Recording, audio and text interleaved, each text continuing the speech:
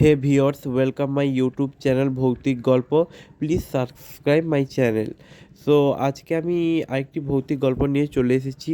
এই গল্পটা শোনার পর তোমরা বলবে এটা তোমাদের কেমন লেগেছে। দেখো, আমার চ্যানেলে সাধারণত এমন গল্প শোনানো হয় না যেগুলো শুনে তোমাদের এতটাই ভয় লেগে যায় বা আমার চ্যানেল থেকে তোমরা দূরে থাকো। আমার চ্যানেলে এমন গল্প শোনানো হয় যেখানে তোমাদের একটু মজাও লাগবে এবং শুনতে ভালোও লাগবে। সো আমি আজকের গল্পটা শুরু করে বলবো তোমাদের কেমন লাগছে, এবং এটা শোনার পর তোমরা বলবে তোমাদের কেমন হয়েছে। এবং অবশ্যই একটা কমেন্ট করবে, তোমরা কেউ কমেন্ট করছো না দেখছি আমি। কমেন্ট করে জানাবে তোমাদের কেমন লাগছে গল্পটা শুনে। তো আজকে আমি বেশি না বলে গল্পটা শুরু করছি, এবং তোমরা সবাই বলবে কেমন হয়েছে গল্পটা। তো চলো শুরু করি। তো বহুকাল আগের কথা, এক দৈত্যের একটি সুন্দর বাগান ছিল। বড় বড় গাছ ও সুন্দর কোমল ঘাসে ভরা থাকতো বাগানের চারিদিক। বাগানে একধারে এক দৈত্য বাস করত। বাগানে প্রতিটি গাছে প্রত্যেক ঋতুতে ফুলে ফলে ভরে যেত। বাগানের এখানে ওখানে নক্ষত্রের মতো ফুল ফুটে বাগানের সৌন্দর্য সবাইকে মাতোয়ারা করে দিত। তাছাড়া বাগানে 12টি পিচ গাছে কাণ্ডে ফুল ফুটে, আর হেমন্তকালে ফলে গাছগুলি ভরে থাকতো। ফুলগুলি মৌমাছিদের আমন্ত্রণ জানাতো আর তাদের সঙ্গে মিতালি পাতার জন্য ও অপর পাখিরা গাছের ওপর নেচে নেচে বেড়াতো এবং মনের আনন্দে গান গাইতো। বিদ্যালয় ফেরত শিশুরা বাগানে ঢুকে খেলা করতো, নেচে নেচে মনের আনন্দে এ ডাল থেকে ও ডালে লাফাতো। পাখিদের সুমিষ্ট গান করলে ছেলেরা তাদের খেলা বন্ধ করে দেয়, এবং কখনো কখনো তালে তালে তারাও নেচে বেড়ায়। দৈত্য এক রাক্ষসের বাড়ি গিয়েছিল প্রায় 7 বছর পর। দৈত্য তার ঘরে ফিরে এলো। বাগানে ছেলেরা খেলা করছে দেখে ভীষণ রেগে অস্থির। দৈত্য বলল, আমার বাগানে আমি ছাড়া যেন অন্য কেউ খেলা করে সেটা আমি পছন্দ করি না। চিৎকার করে সকলকে জানিয়ে দিল এবং বাগানের চারিদিকে একটি বড় প্রাচীর তুলে দিল। একটি 4 কোণা তক্তা ঝুলিয়ে তাতে লিখে দিল, অনাধিকার প্রবেশকারীরা শাস্তি পাবে। ছেলেদের কোনো খেলার জায়গা না থাকায় প্রাচীরের কাছে এসে খেলা আরম্ভ শুরু করলো। খেলতে তাদের ভালো লাগতো না, খেলার জায়গা ধুলাময়, অনুপযুক্ত। বলতো, বাগানে কি সুন্দর খেলতাম। দৈত্যটা ভীষণ স্বার্থপর, খেলতে দিল না। এমনভাবে চলতে চলতে বসন্তকাল এলো। দেশে সর্বত্র ফুলের সমারোহ। মৌমাছি, ভ্রমর, প্রজাপতিরা ঘুরে ঘুরে বেড়াতে লাগলো এবং বসন্তকালের বাতাস বইতে শুরু করলো। প্রকৃতিতে যেন নতুন প্রাণের স্পন্দন এলো। দৈত্যের বাগানে শীতকাল থেকেই গেল, বসন্ত আর এলো না। বাগানটি বরফে ভরে থাকলো। উত্তরে বাতাস বইতে শুরু করলো। প্রতিদিন শিলাবৃষ্টি বাগানের পরিবেশকে ধূসর বর্ণ করে তুলল। তারই মধ্যে বরফে ঢাকা পড়ল গাছগুলি। এদিকে দৈত্য ভেবে ভেবে অস্থির, তার বাগানে কেন বসন্ত এলো না, না এলো গ্রীষ্ম, শুধু শীতকাল চলতে থাকলো সারা বছর। একদিন দৈত্য বিছানায় শুয়ে শুনতে পেল সুমিষ্ট গান। সে অনেকদিন এরূপ সুন্দর মন মাতানো গান শুনেনি। তাই লাফ দিয়ে বিছানা থেকে উঠে বাগানে বসন্তের আগমন হয়েছে ভেবে বাহিরে এলো। সে এক অপূর্ব দৃশ্য দেখতে পেল। প্রাচীরের একটি ছোট গর্ত দিয়ে ছেলেরা ঢুকছে, গাছের ডালে বসে মনের আনন্দে গান করছে। গাছে গাছে ফুলে ভরে গেছে, পাখিরা আনন্দে গান করছে। ঘাসের ধূসর বর্ণ চলে গিয়ে সবুজ রং ধরেছে। তারই ফাঁকে ফাঁকে কচি কচি ফুল মাথা তুলে স্বাগত জানাচ্ছে বাগানের আসা আগতদের। কিন্তু বাগানে এক কোণে বরফে ঢাকা গাছগুলির নিচে একটি ছোট শিশু দাঁড়িয়ে দাঁড়িয়ে কাঁদছে। এপাশ থেকে ওপাশ ঘুরছে, ডালে ওঠার চেষ্টা করে উঠতে পারছে না। এই অদ্ভুত দৃশ্য দেখে দৈত্যের মনে সংশয় হলো, নিশ্চয়ই তারই স্বার্থপরতার জন্য বাগানে এতদিন বসন্ত আসেনি। দৈত্য বাগানে আসার সঙ্গে সঙ্গে গোটা বাগান বরফে ঢেকে গেল।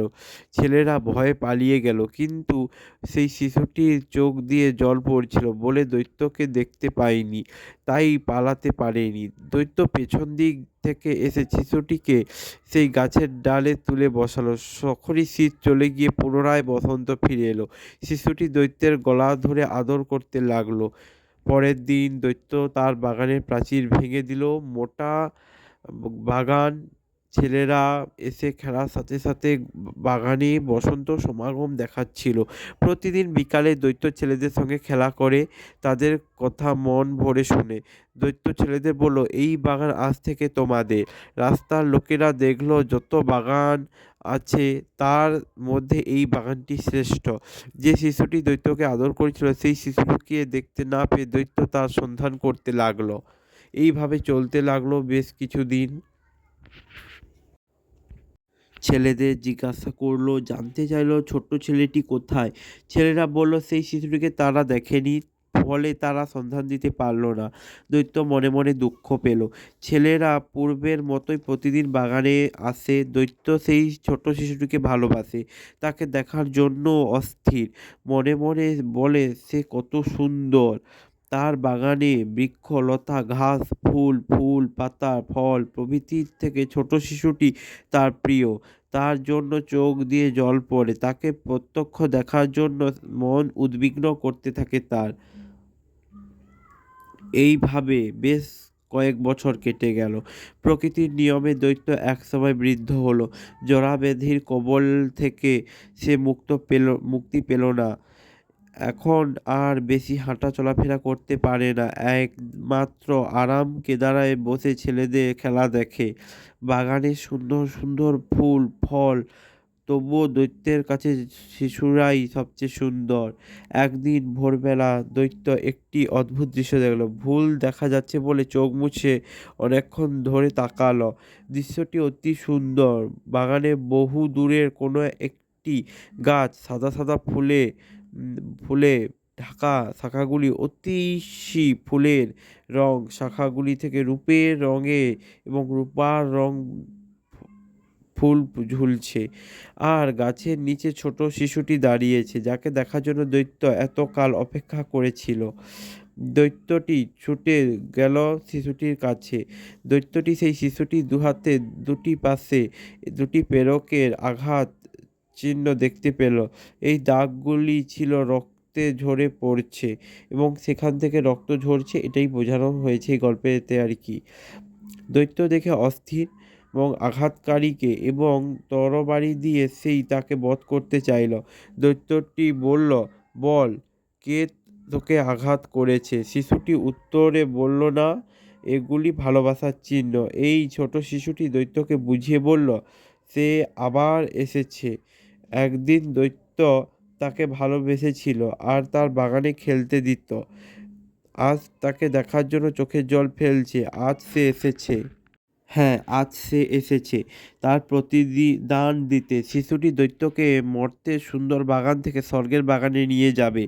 দৈত্যের মন ছোট শিশুর মতো কোমল সুন্দর, তাই তার স্থান স্বর্গে। যিশু স্বয়ং এসেছে মানবরূপে দৈত্যকে স্বর্গে নিয়ে যেতে। স্বর্গের বাগানই দেবতাদের বাগান, অর্থাৎ স্বর্গাধাম। পরের দিন ছেলেরা বাগানে এসে দেখল দৈত্য গাছের তলায় শুয়ে আছে, ফুলে গোটা দেহটি ঢাকা। ছেলেরা নতজানু হয়ে ভগবানের কাছে শান্তি কামনা করে প্রার্থনা জানালো। তো এখানে বলা হয়েছে যে মূল কথাটি অর্থাৎ নীতি কথা, যে স্বার্থপরকে কেহ ভালোবাসে না।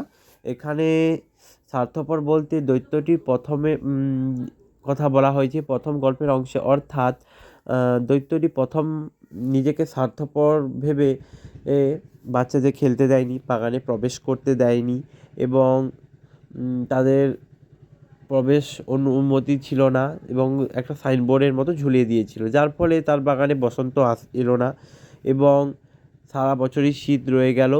বাগানে কোনো কিছুই দেখা গেল না, শিলাবৃষ্টি চলতে থাকলো, যার ফলে দৈত্যটি মনে মনে দুঃখ পেল এবং সে তার ভুল বুঝতে পারলো।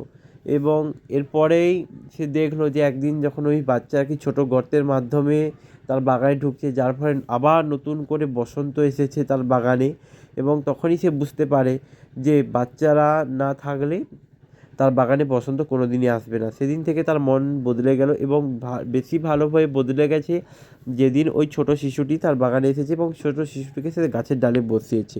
তো এখান থেকে বোঝা যায় যে স্বার্থপরকে কেউ ভালোবাসে না। তুমি স্বার্থহীনভাবে কর্ম করে যাও, অবশ্যই তোমাকে সবাই ভালোবাসবে। সো এই গল্পটা তোমাদের কেমন লাগলো অবশ্যই কমেন্টে জানাবে। ওকে।